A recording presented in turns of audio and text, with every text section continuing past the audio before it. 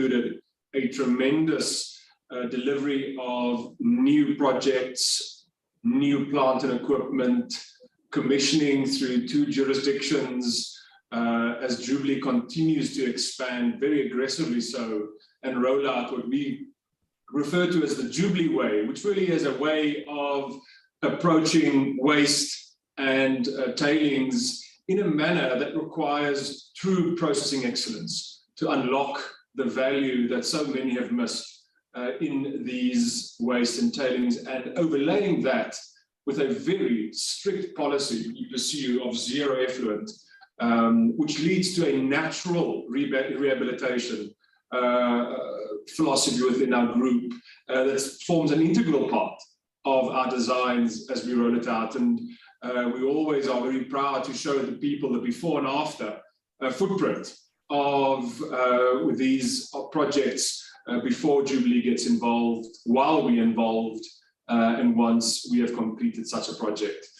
What I've prepared for this morning is, first of all, just a general overview of who we are, what we do, especially for our more recent shareholders. And then we'll go into a bit more detail, specifically into Zambia and our copper strategy there that's starting to take shape. And of course, it's a massive part of our delivery over the next 6, 12, and 18 months as we roll out that very exciting copper and cobalt strategy in Zambia. And as Colin says, we'll also touch a bit on what lies beyond Zambia for us. Also on the call is Pecha, our CFO, and he'll take us through some of our financial highlights in the group, and of course, what lies ahead for us, and then how we've achieved the results that we've achieved. To jump into the presentation, and I'm hoping it's clear to everybody, we have our IT guys on standby if anything seems to be blurry or not coming through as accurately as it should. There's a standard disclaimer, but really going into what we are as Jubilee.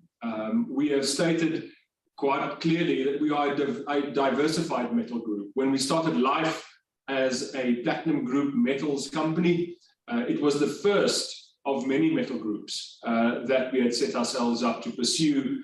It followed tremendous effort, research and development in the background by our internal teams to prioritize the metals that we felt we were best suited to pursue initially. And we've grown from a PGM company to a PGM and chrome company, setting industry standards in each of these areas, and now have diversified into copper, into Zambia. In our portfolio, we hold zinc, lead, and vanadium in Zambia. And of course, as we alluded to in some of our previous discussions and also in the broker notes, cobalt is lying on the horizon for us as well in Zambia, again on the back of the development work that's happening in our various development centers we now have in Jubilee. And it's at our core, this development group that defines how we pursue these metals and which metals we pursue.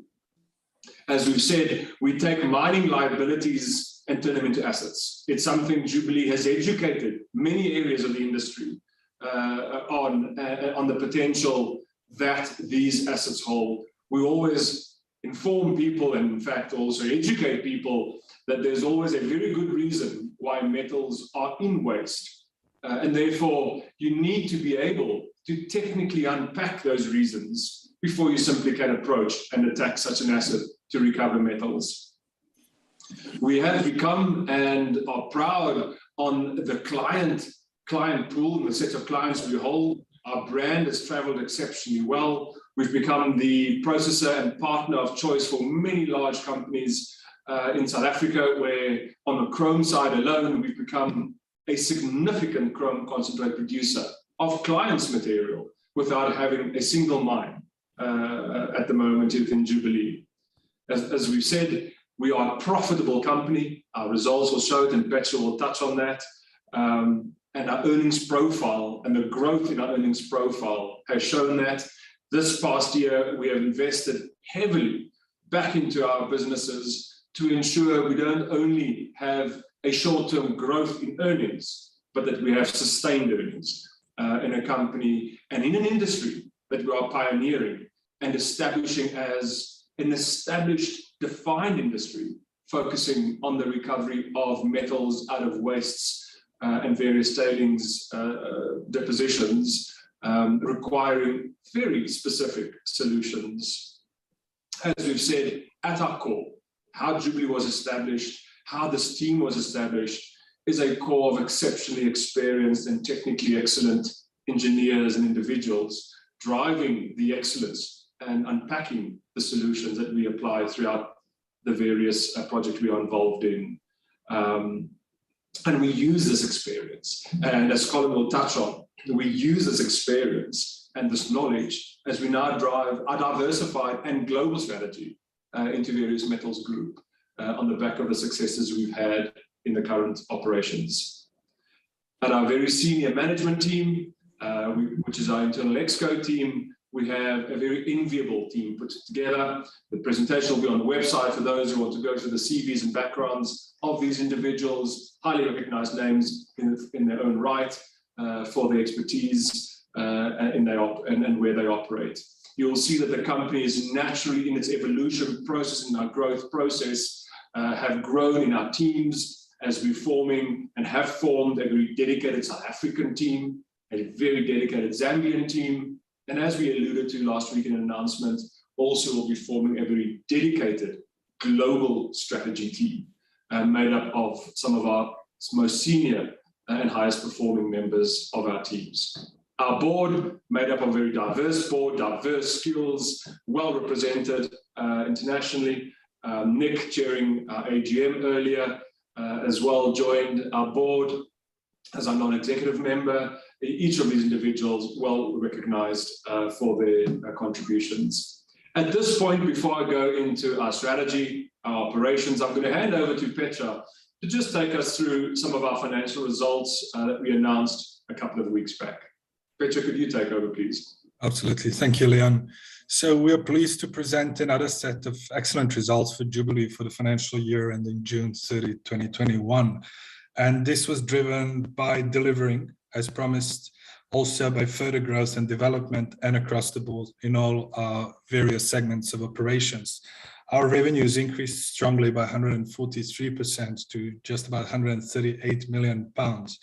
And this was on the back of the increased activity across PGMs, chrome, and even copper in its early development stages, delivering and contributing towards the overall group revenue for the period under review and reaching another record performance during the year under review.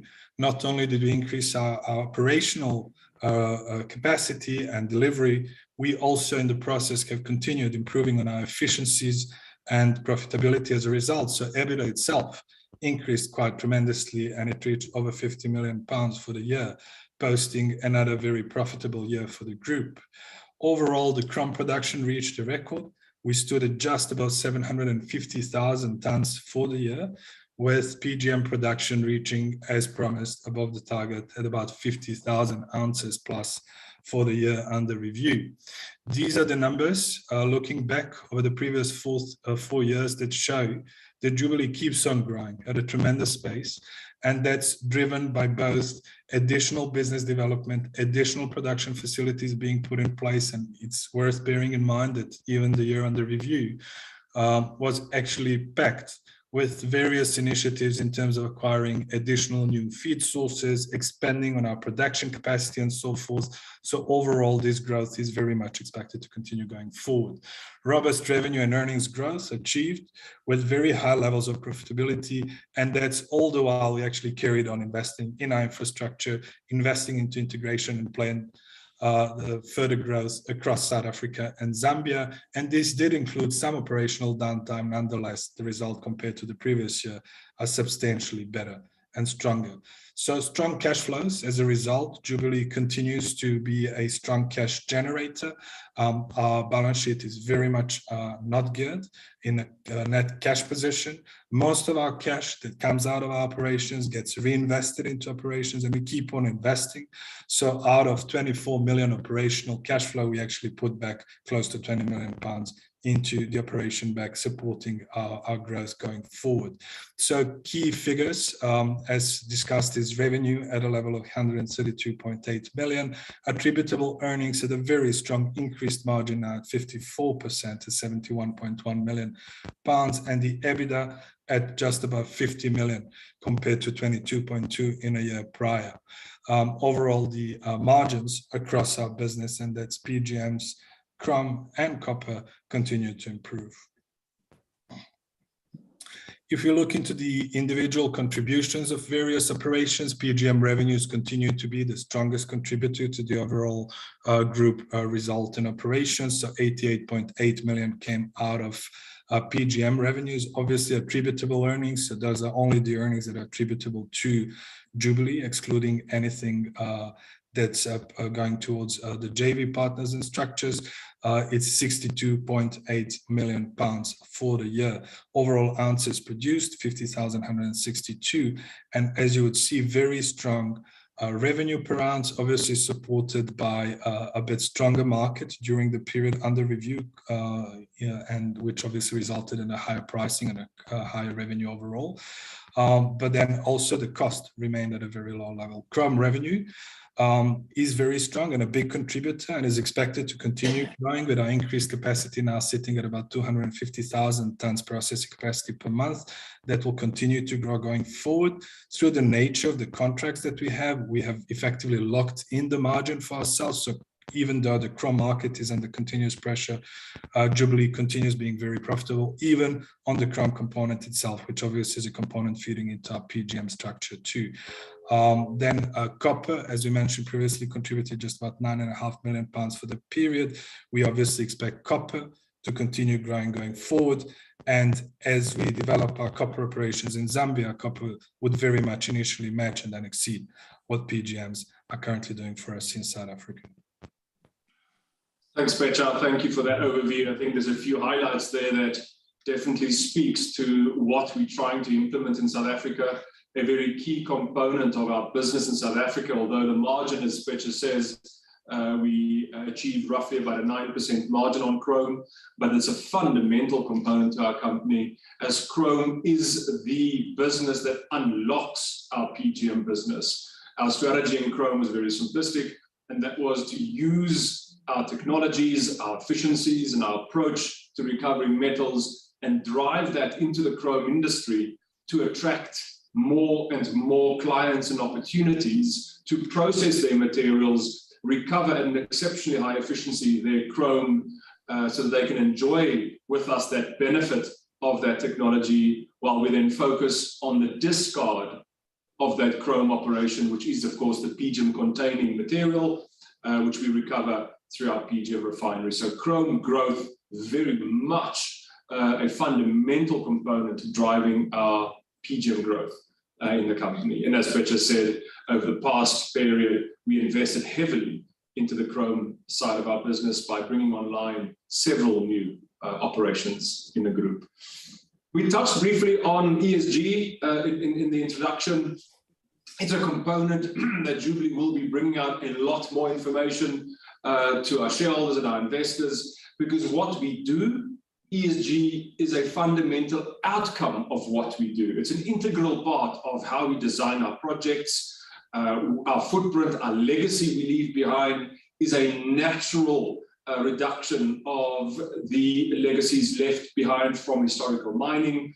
Classic example is well publicized in Zambia, where we're processing and operating within Kabwe, which is renowned for its legacy of leaving a material behind that pollutes both, or has the risk of both polluting the environment and affecting people. And the impact of our processes, what we bring, is dramatic. Beyond that, of course, Jubilee, for its size, invests disproportionately into our stakeholders, our communities surrounding our operations, and we have a very proud list of projects we're investing throughout our operations. Just in our Chate area alone, which is one of our legacy exploration projects, we have brought water to more than 500 households, running water. We have an integrated program where we not only bring, store and distribute the water, we use it to irrigate various areas, to produce feeding programs, very much philosophy of what we do, where our ESG teams run integrated projects rather than one-off projects for the sake of publicity. And it's an area of our company that, as engineers, we tend to not publicize as we focus more on the outcome of our projects. But clearly, in the world we live in, and because it's such a fundamental part of what we design in any event, we'll be very proud to bring this information out in the coming quarter as we demonstrate and highlight the true impact of what our projects bring in the areas we operate in. If we look at Jubilee itself, where we are, what we've implemented and where we've come to, we basically today are operational in 2 jurisdictions. Beyond the jurisdictions where we have development centers like in Australia, South Africa, and various other areas, our operations are currently within 2 mining jurisdictions, one in Zambia and the other in South Africa, where we've also established our teams. We have a very strong team in Zambia, and of course, massively growing at the moment, so that growth happening there. We've implemented one of the largest development centers in Zambia, where we have the ability to both trial, pilot run various techniques as we develop the solutions in Zambia. A proudly Zambian team in Zambia, led by France, who actually was living and operating in Zambia, and Johan Meyer on the technicals and project side. And then in South Africa, of course, where our foundation is, our own dedicated team, yet again, own operational head with its own administrative and financial support functions. If we jump into Zambia, we have told the world and the market that our strategy there is to achieve our 25,000 tons of copper within the following remaining 3 and a bit years, to achieve that purely from processing of majority of various wastes within Zambia. We entered Zambia in 2019, end of August, in Zambia, with a vision of establishing a refinery in Zambia, on the back of which this multi-metal refinery, which we would develop, would process various metals. We were exceptionally happy with our success in securing a number of waste and tailings assets in Zambia, totaling more than 300 million tons of this surface material. It sounds like a tremendous amount of material, but actually still represents a very small percentage of the actual waste at surface and stored over the historical mining activities in Zambia. These wastes, which are all traditionally low-grade copper tailings, some with trace cobalt in them, have previously been left because people found it too technically challenging to try and develop a process that's economically viable to extract the copper out of these low wastes. And that's really where Jubilee excelled and excels through our development teams who have been, over the last 3 years, researching and developing techniques, piloting these techniques, and designing these techniques to actually extract copper profitably and very profitably out of these tailings. And from that, our brand has traveled. Jubilee is respected both at the administration level, within the various regulatory and government structures, and within the copper industry in Zambia, where we are currently consulting and doing tests for a number of large clients in Zambia, as we see the opportunity far larger than what we currently have secured. We have, as we said, already in our very short stay in Zambia, have acquired the Sable Refinery, back then from Glencore. We've recapitalized it, recommissioned it, made sure it's fully operationally ready for our first copper project, which is coming online, called Project Rowan. Project Rowan, which is our first copper concentrator to produce a mixed both oxide and sulfide copper from waste. We're scheduled to come online in the next quarter, with cold commissioning activities already commencing at the operations. Beyond Project Rowan, we of course have our 3 other projects also secured that adds up to are nearly 300 million tons of tailings. It's distributed across Zambia. Basically, our Sable Refinery sitting in what we call the southern part of the copper district in Zambia. We have Project Rowan, located just in Ndola, with a very well-accessed road to our refinery. And then we have the cluster of northern projects in Zambia, where our next rollout of concentrators are coming. Graphically demonstrated a bit more simplistically on this slide, just so people can understand our strategy. As we've told in our announcements, we've broken Zambia into a southern and northern refining strategy, where we have 2 refining footprints that will deliver our copper units that we are targeting.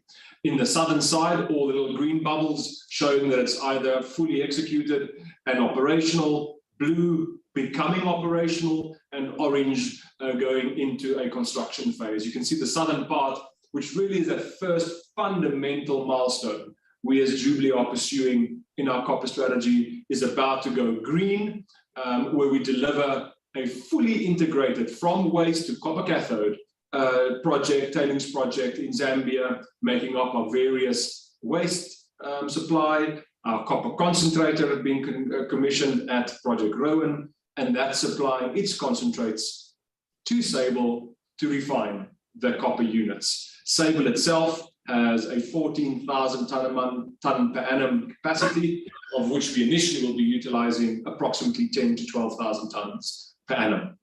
Sable is ready and waiting for Rowan's concentrate. Rowan suffered roughly about a 3-month delay due to the tremendous knock-on effects of the COVID pandemic, causing absolutely havoc with supply chains across the world as our equipment is imported. But at least we have been able to navigate, and all credit to the team in Zambia and in Beijing that have navigated most of those delays to ensure that today our equipment actually is in Zambia and no longer stuck in the delivery pipelines. Our northern refining strategy, a much larger one, consists of 3 supply areas in their own right, totaling more than 260 million tons and growing, which will be processed through 2 dedicated concentrators, feeding up into what we call Leopard, our northern refinery.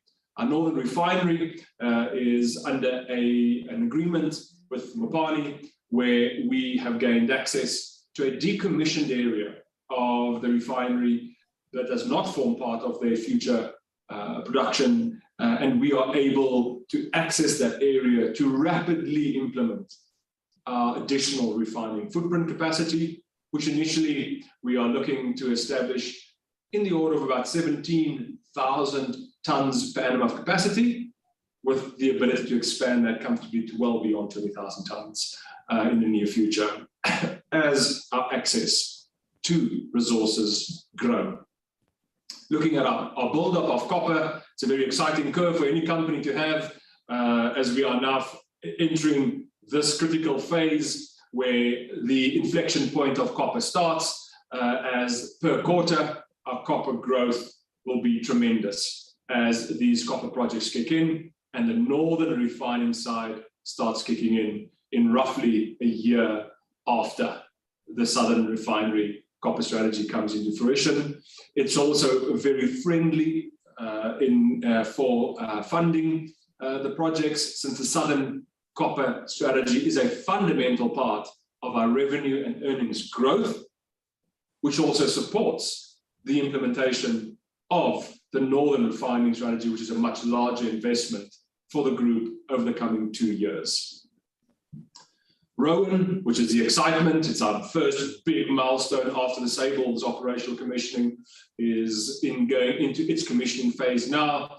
The teams are working exceptionally hard to, over the next quarter, bring it up to its full operational outputs. Yes, we've had our challenges.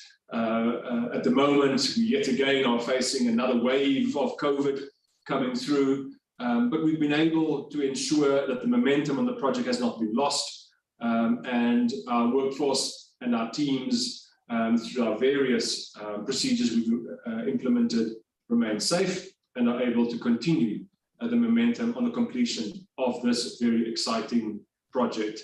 It's actually one of those where a storybook photo tells the story better, where less than 14 months ago, this was purely bushveld, and today a copper concentrator that is able to produce both an oxide and sulfide concentrate is taking shape in that area. Another exceptional achievement for the project's team in Zambia.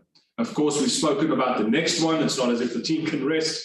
As we commission the southern refining strategy, the northern refining strategy goes into its implementation phase, of which the Luancha area, which is the next concentrator that will be constructed to come on stream and start feeding its first copper concentrate for refining. It will be very similar to the south, where we are staggering the implementation with an initial lower grade product being made, which assists both in early revenues, while we complete the project to make the high grade copper concentrate for the ultimate refining project, to take us up and beyond our 25,000 ton per annum copper targets. So our copper strategy well on its way, some significant milestones lying ahead for the company. The first currently, or the second rather after Sable, currently in the throes of it at Project Rowan. And as our chairman often says, it's upwards and onwards on the copper strategy in Zambia. The last part of our northern refining strategy really is what we call elephant because of its pure size. It's a very large project coming in the Kitwe area, where, as you can see, it consists of approximately 11 tailings dams being integrated and its complexity managed through our dedicated facility being constructed in the north.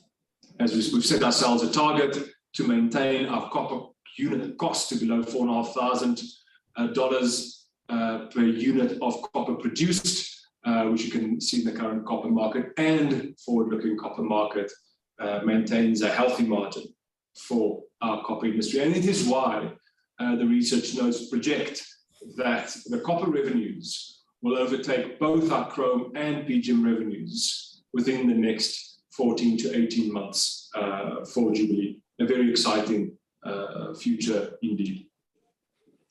If we step back into South Africa, where it all started on the processing side, we are operational and mainly focused around what we call the western limb of South Africa, where our PGM facility is located, called Inyoni, and it is being fed by the various distributed chrome processes we have implemented.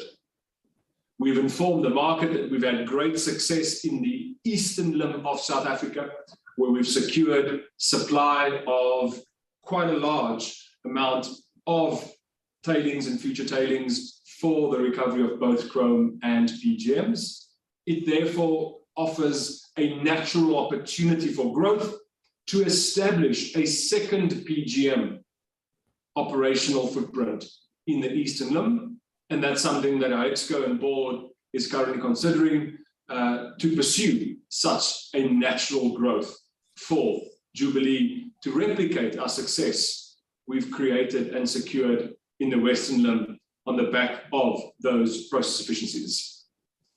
As we've said, our strategy is very simple. It is one of a centralized PGM refining capacity or concentrating capacity, which is being fed by a distributed chrome facilities, where we process the material, recover the chrome, and transport the upgraded PGM material for further processing in our PGM facilities. Our operations, as Pecha has said, has seen great success and great growth as we've achieved that 50,000 ounce ounce production we've pursued. And on the back of that, we've reinvested heavily back into our Inyoni operations to expand the operation and, more importantly, create flexibility in the operation, we are able to process a variety of feed streams in a single facility, something quite unique to the PGM industry, where we now have a facility that is able to process 3 different reef types in the middle group, lower group, and upper group chrome and PGM dominant reefs in a single facility. It ensures that Inyoni and our PGM operations has a sustainable future, not just reliant on historical tailings we have secured, but is also able to process clients' material that they are mining and would rather be processed through our facilities for significantly enhanced efficiencies we produce. And it is a very important part of what we've seen over the past 6 months, as Inyoni has gone through a tremendous upgrade process, clearly affecting its operational performance over the past 4 or 5 months, but worth every cent invested for the accelerated and enhanced performance and increased performance we now enjoy over the longer term for Inyoni. Our chrome operations, the growth speaks for itself, where we have seen nearly doubling of capacity every year as we pursued aggressively the growth in the chrome industry to secure more and more of that material to ensure a long-term sustained feed to our PGM industry. And we did that by setting new standards in the industry of chrome efficiencies, making it the absolute interest of our clients to process their material through our facilities so that they enjoy with us that increased efficiencies, where our clients and some of our chrome clients maintain profitability even in the current suppressed chrome market because of the efficiencies we deliver to our clients.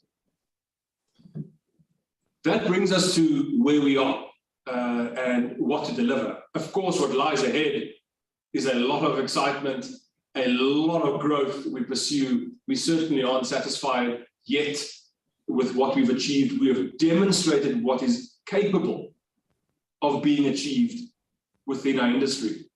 It's now our focus to roll out and capture a bigger slice of what could become and should become a formalized industry in its own right. As I've touched on, in Inyoni's expansion, those results now will come through in the coming 6-7 months for people to see how what that investment returns have been. I've touched on the potential growth to replicate our PGM operations into the Eastern Limb. And of course, I've touched on the milestones, the key milestones lying ahead for the Jubilee team in Zambia, as we're commissioning our first copper concentrator, commencing the construction and implementation of our second and third copper concentrator, while simultaneously pursuing further such assets in Zambia. And I'll hand over here to Colin, who's been a big driver in the background of pushing us to ensure that we don't just focus on what we've got, but not to forget what the opportunity globally can offer Jubilee and our shareholders.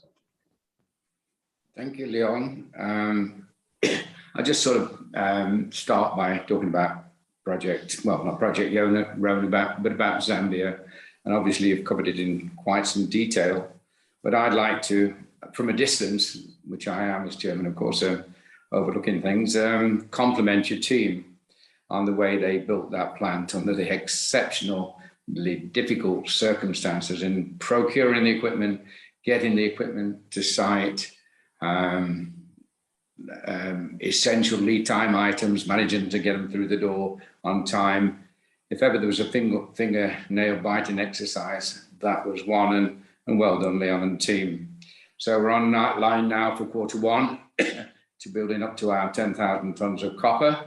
The 25,000 tonnes of copper we talked about a lot.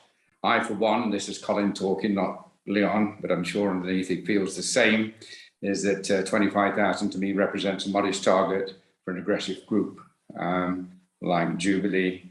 But I'm not going to make any forward statements other than those that have been made. But my ambitions were certainly bigger than 25,000. Numerous opportunities exist in Zambia to access rights to get ownership, to get farm-ins, to get joint ventures, to get sharing. And we're basically actively pursuing all of those opportunities. And the Jubilee Way, as we talk about the Jubilee Way, it's never been to sit there and wait for opportunities, because I tell you what, you'll end up with a pretty small company if you wait for opportunities. It's a way of shrinking your company. And it's amazing, you know, that when we put our feet on the ground, we were unknown in Zambia, and it wasn't that long ago in real time. And it just demonstrates what I've known throughout life. Presence brings opportunities. You can't run companies from miles away. And we're managed to run this company we're actually on Zoom now. But Leon and his team have fought coronavirus, taken every single opportunity to get through the door, to go backwards and forwards into Zambia. But it just has not been easy. And so to deliver on time there, I think is amazing. Our theme in Zambia, and with this theme that we take forward, is partnership. We don't really care about ownership. We care about partnership. We want the company we're working with, and particularly Zambia, that is the case, to be receptive to what we're doing, to understand what we're doing, the contribution that we're making, the safe, friendly, ESG way we do it. And we've got to align ourselves to the countries. And Zambia is a wonderful country. It's been particularly kind to me. And it's a wonderful country to work in. And they understand participation. They understand friendliness, and they understand sharing. And it will last. It will last.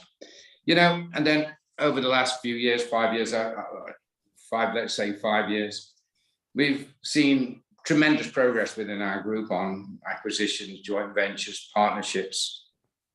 And we've done something which is quite unusual, something which is our industry is not known for, is certainly not known for. We've delivered on spec, on time, and on budget. And our industry is not well known for that. And so again, I applaud the team for all of their efforts, both in South Africa and Zambia, to in actual fact, to deliver on time, on budget, especially this Zambian exercise, to deliver on time, on budget is one hell of an achievement, and I congratulate them. Our activities have not gone unnoticed, and Leon and I, it's all history now, and history is easily forgotten. But Leon and I spent many years just trying to open doors. Leon had got connections, I'd got connections. And really, to get at those big dumps, you've got to get to the big company bosses. And to get to the big company bosses isn't easy. And then having sold your story that you can work your dump, and that we'll design the plant, we'll build it, and we'll get a return investment and share. It's a great story, easy to understand for a board. But then when the board say, yeah, let's have a look at that, and it's passed down the line, often it went into oblivion, and Leon and I had wasted yet more shoe leather. But we stuck at it. That's changed. We're now getting more approaches than actually we can handle. It's changed because of the credibility that we've established. It's changed as a natural order because of the way the world is going. But we found ourselves, I think, in an enviable space by our own activities and the way the world is shaping up. And we've now got a brand. And that brand, we call it the Jubilee Way. And that brand is being more so accepted around the world. We've got a very serious internal protocol. So when I sit here going on about growth, this is not going to change. Quite frankly, we've turned down more projects than we've taken on. And that protocol is very much led by Leon, with a very hard-nosed approach to, you know, a dump's a dump for a very good reason. Let's find that out before we try and go and invent the science. And that protocol is our way of starting, establishing the DNA dump. Something must have gone wrong that it's ended up on the metal is in the dump as opposed to sold years ago. And as I say, we've rejected more opportunities than we've pursued. And I think that's a very sound, sensible way of running the sort of business there that we're running. As a business, we've, again, I think we're a small business still, 400 million market cap, and we're happy about that. But many years back again, behind closed doors, nobody really knowing what was going on, or caring what was going on probably. But we did set back 4 or 5 years ago, again, when we sit and examine the way this business is going to go forward, is to say, you cannot. We looked at every large mining company in the world and said, how do they run themselves? And it's wrong to mention any names. But the theme came out to Leon and I that decentralized. People have got to run their own shows. People have got to have ownership. Managers have got to have ownership. And you'll see that's our leadership style. If you're running a plant or a region in South Africa, you're on your own with as much centralized support as you need. But essentially, we're looking for ownership by our officers, senior managers. And likewise in Zambia, we've got a very senior manager who's acting in a very senior manager way. And we're very pleased. So back at Centurion, one will see financial control, and which takes me next into our announcement of a few weeks ago of how do we get this brand out? Certainly not sitting people in Zambia or sitting people up in the Eastern Bushveld. I think one of the, I've talked about centralized, decentralized management where people have ownership and get on with their jobs and own the business that they're running. I've also had a passion, and fortunately Leon shared that passion, so it was never very difficult to debate, but debate it we did, is that the last person you need to put a project together is your design and research guy. When you built your project, the last person you want to run it is the project manager. And these have got to be definite phases as in, and definite activities within a group, which don't actually merge very much at all. Once the button is pressed, the project manager will stay around for a while, but once you're in commercial production, you should be as far away from that operation as possible. And so if we want to roll this brand out, which we do and are, then of course we're going to take, not of course, but we're going to take the same approach to how we do that. We're going to have a unit. Most people like to call them new business units. I don't want to be facetious or anything, but often in very big companies, you make the big business unit because you can't run an operation. We need as much excellence in that new business unit, we'll call it the new business unit, that we have in operations, both the project, execution, operation.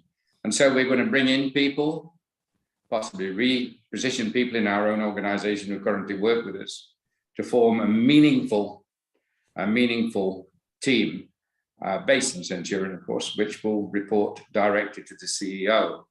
And the CEO himself, of course, has demonstrated exceptional skills and vision. And that's why the company is where it is now. But we've got a CEO and a chairman, current chairman, who recognizes the CEO can't do everything, but he also recognizes if he's going to take this company where it wants to be, then he needs a structured approach to new business. You can't answer the phone every 5 minutes if somebody got the latest idea, somebody marches in his office with a crackpot idea. It really has to be structured. And we intend to do it by the addition of new people and the probably relocation, replacing of existing people. That team, you can't buy anything, sell anything, joint venture anything, partner anything, unless you know what it's worth, where it sits, how sustainable it is. And so, of course, we'll be looking at commodities. What are the best commodities to be in?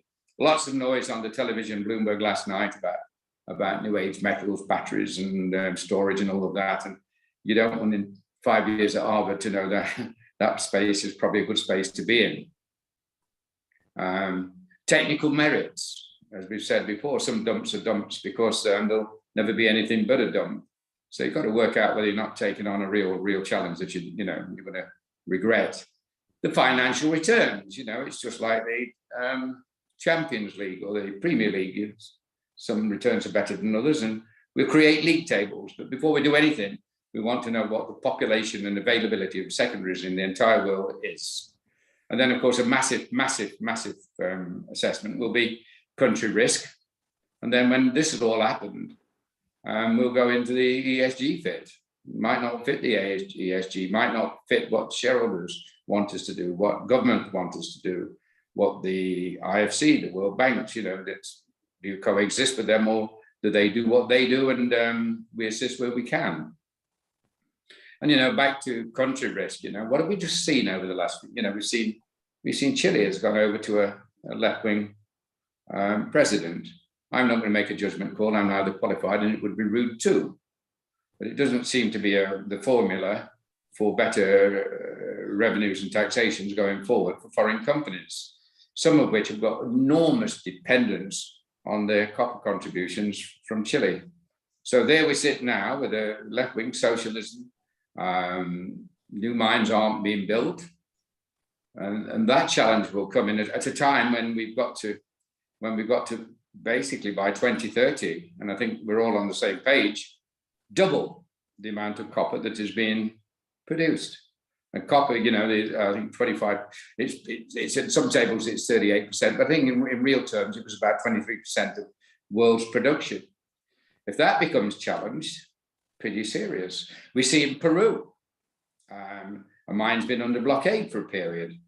I think we've taken the decision now to pull the rug and say, you know, we can't stand keeping this thing on care and maintenance. So that puts a challenge or a question mark against Latin America. Then Mongolia, well, not to Mongolia, there was a mine which has now got a 1.3 billion overrun, and is not yet in production.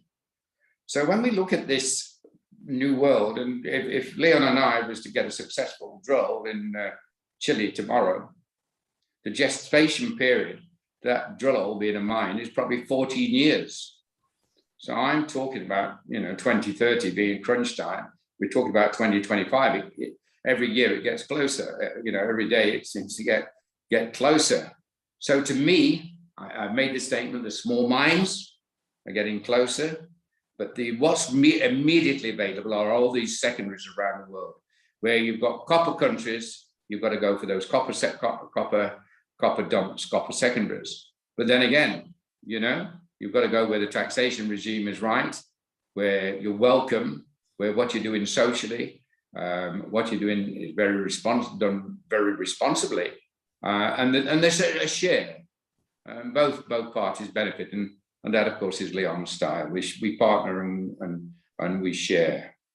Again, this new unit will be very proactive. We know we're going to find out what we want, and then we're going to go after it. We're not going to sit there waiting for the phone to ring again to say, would you help us with this? Would you help us with that? And whilst Leon and assisted, you know, I'll take some credit here, assisted by me, we've opened a lot of doors. I'm afraid there's still a lot of doors to open to sell this story, because it's the same old story. When somebody's done something successfully, oh, we could have done that. The world is full of people who could have done that but didn't. So to take this company from a market cap of 400 million, which, you know, I'm pleased that we got it to that space, delighted for Leon and his team. But that £1 billion space is just around the corner if we show the same tenacity, the same protocols that we've applied to the past. So the emphasis here is structure, a scientific approach to do business, no interference by ops guys who knows this guy, who knows that guy, or project managers, a newly structured business, reporting to the CEO with clear vision. But first of all, let's find out what the population is. Let's find out what the marketplace is. So that's my little dissertation on new business. I've indicated my intention to step down by mid-year. And so I think it's probably the right time to put on record a few things. I've got absolute confidence in the future. I think the company is in excellent hands in the form of Leon.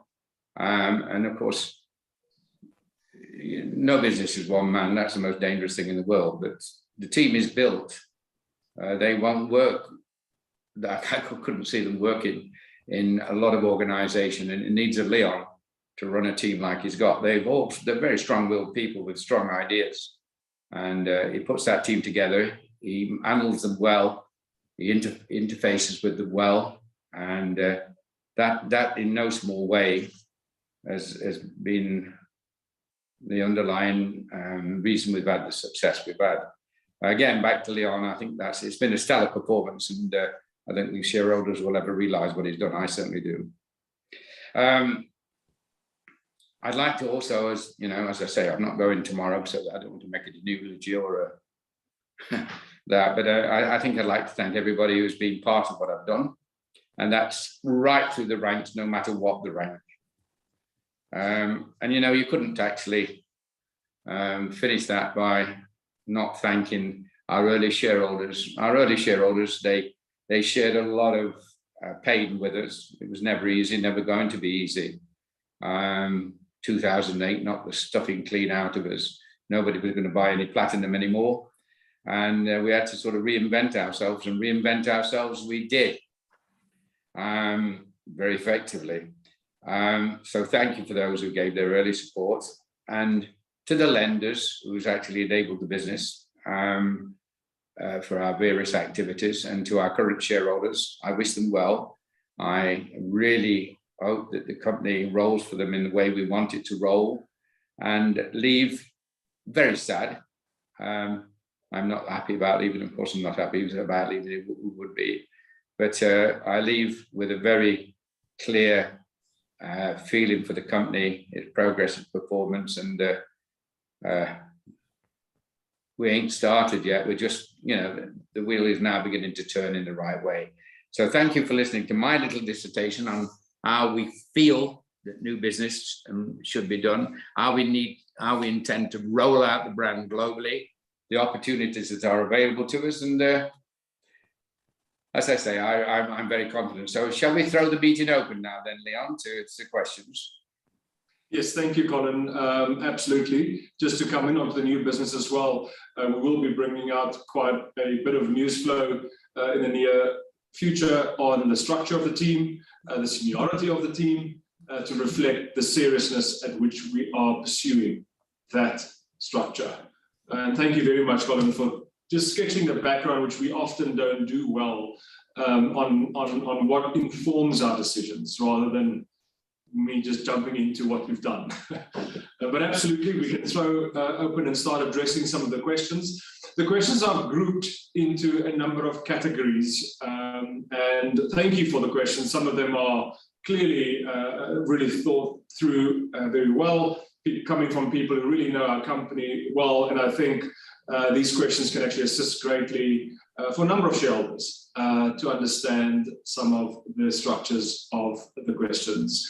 So the first grouping of questions is around South Africa, and of course Inyoni itself and the PGM operations. Just to clarify how it actually works, what's the impact of building such a new facility within an operating facility, and therefore what is the realistic impact over this period.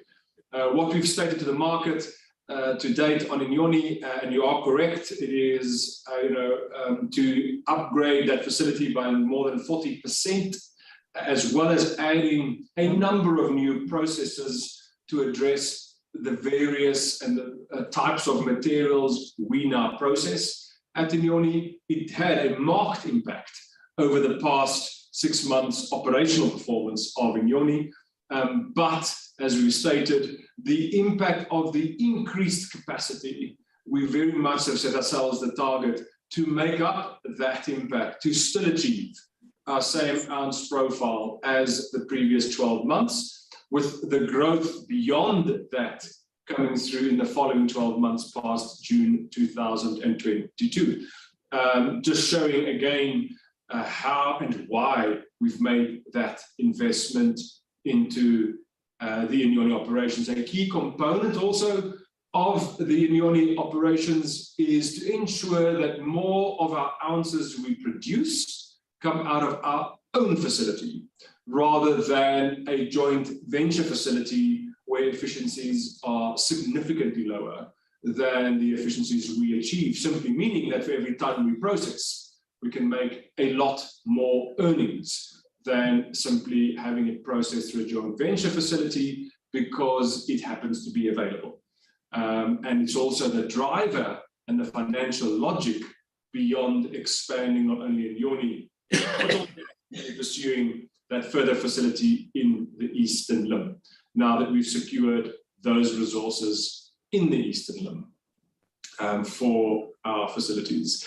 On the chrome questions that we received, which is all about the dramatic increase in chrome production versus the modest increase in earnings in chrome. Again, to explain our contracting style, it's one where we pursue a fixed margin or a minimum margin in our chrome, a very modest minimum margin of in the order of about 6 to 7% margin, which can then grow as we outperform the minimum required performance of our various facilities. And that's why you'll see our margin in chrome has grown from 5 to 9% during a period where a significant proportion of chrome operations in South Africa actually made losses. And we, during that same period, in fact, grew our margin as those contracts and the benefit of those contracts are reflected. Chrome production can, of course, expect to grow yet again in the coming period as our new large facilities that we brought on stream during the first and second quarter of this year came online.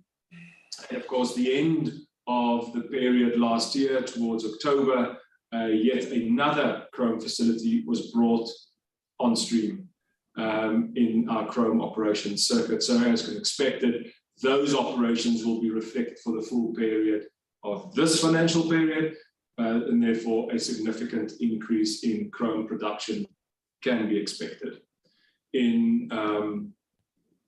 So on the South African side, yes, we've gone through a major capitalization phase of our operations, but that's come to a plateau and has been passed as both the Inyoni expansion has been fully completed, as well as the implementation of the 2 new chrome facilities have been fully completed and are in full operational at the moment and reaching and achieving their expected throughput targets. And therefore the South African side of the business can look forward to a much lower capitalization phase as those earnings flow through.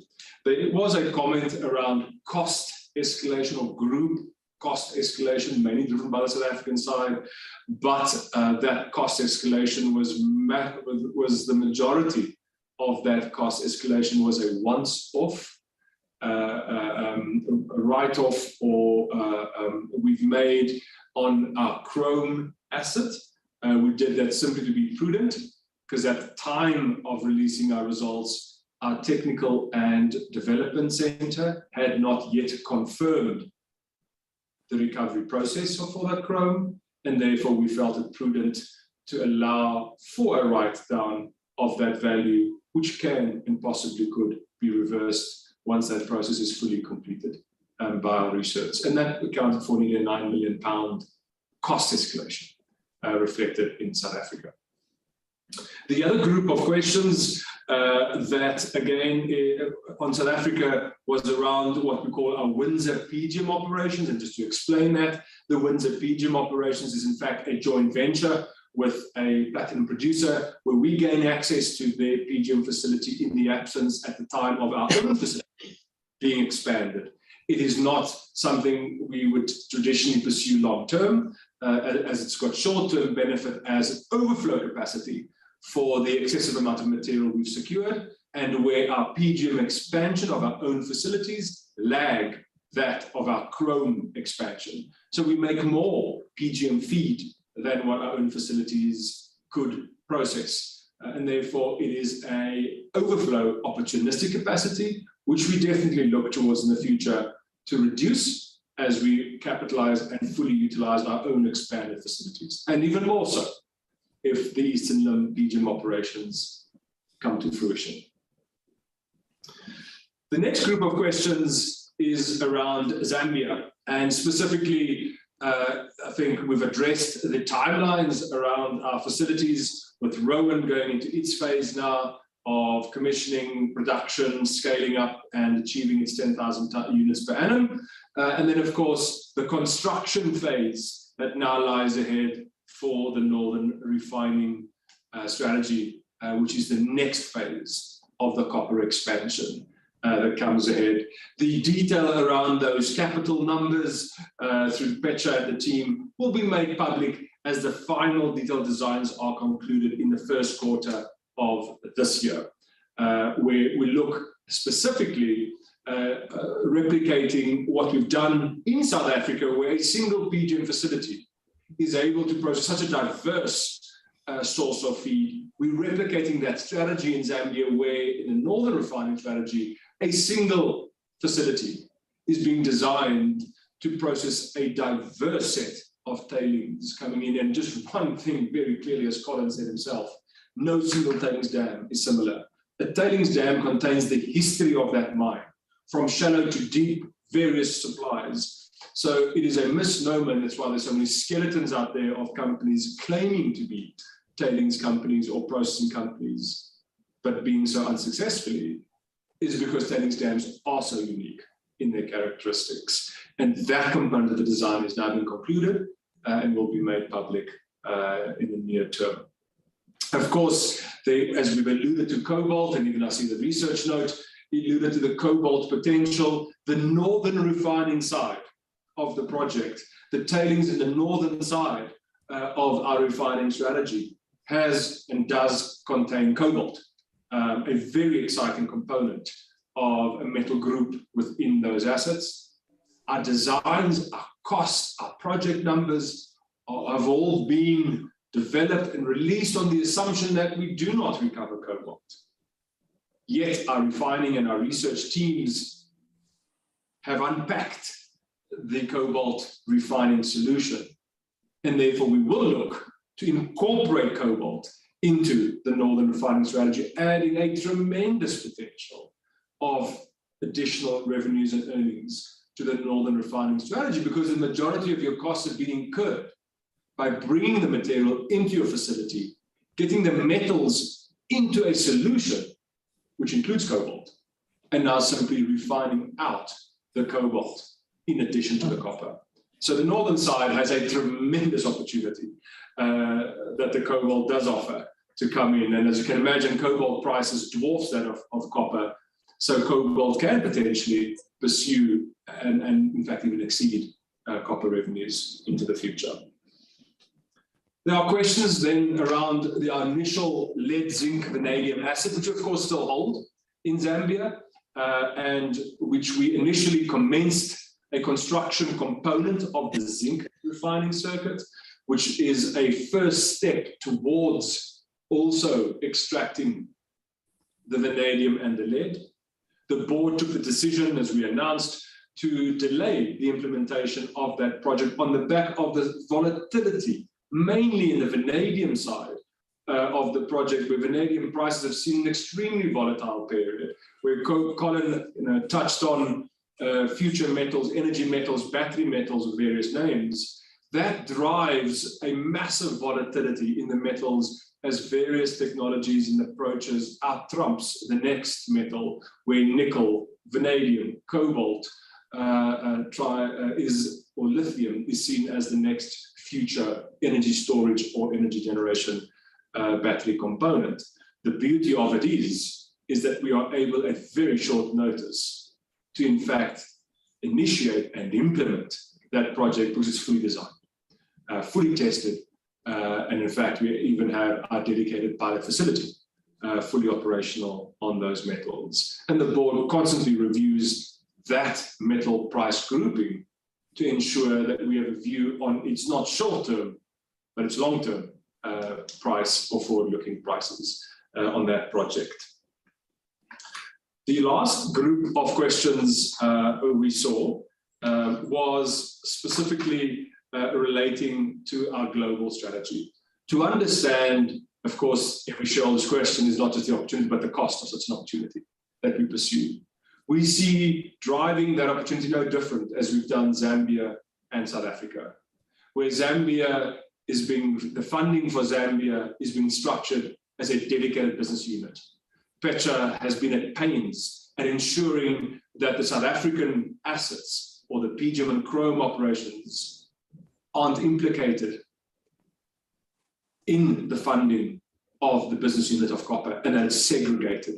And we see it's no different, where we have an unleveraged balance sheet to ensure we are able to secure project funding to initiate and very rapidly in our designs ensure that the cash flow generation of those projects generate the funding structure for their growth, exactly as we've done for Zambia. And Petra and the team have done a stellar job in ensuring that discipline is implemented in our company. The global strategy is something that I'm particularly extremely excited about, as Colin speaks of as well. It's something Colin has constantly highlighted the opportunity in the group. We wanted to ensure that we have a reference of not only multi-metals, but multi-jurisdictions that we can use to drive that global strategy. And it's why the opportunity we see is so large that as we announce the team to the market, you'll note that some of our very key performing individuals actually make up the leadership in that team because they've walked the path with us. They've seen what it takes to identify the opportunity, to test the likelihood of a viable solution and the timelines and cost to implement such a solution. So I personally am looking forward and can't wait to bring that news to the market on our targets. Behind the scenes, the list of countries and metals we are pursuing is being drawn up. And of course, mining jurisdictions are the obvious targets in it, but our brand has grown to the point where large multinational mining companies know who we are.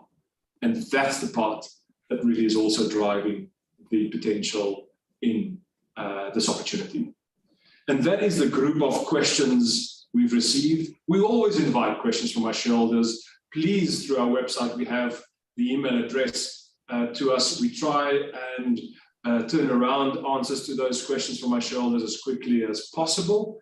And of course, we are limited to what detail we can provide in the market, but we definitely welcome such approaches. And I think, Colin, with that, Nick, Petra, we can conclude this live streaming. And I really just want to thank the support of our shareholders, the support of our team and our investors. And Colin, if you and Nick agree, I think we can close the session. Indeed, let's close the session. Thank you very much, Leon. Very well done, and Happy New Year to all our all involved and all who's attended this meeting. Thank you.